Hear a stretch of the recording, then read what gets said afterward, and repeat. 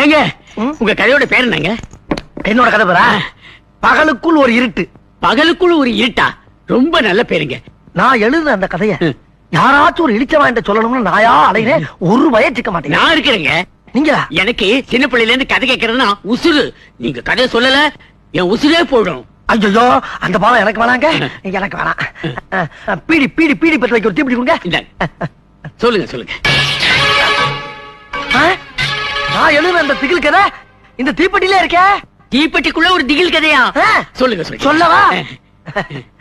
அதாவது பரந்த காடு, கும்முன்னு ஒரு இருட்டு, வெளிச்சமே போகாது. என்னது? ஒட்டகம் குலைக்கு. ஒட்டகம் குலைக்குமா? இது என்னங்க? ஓனா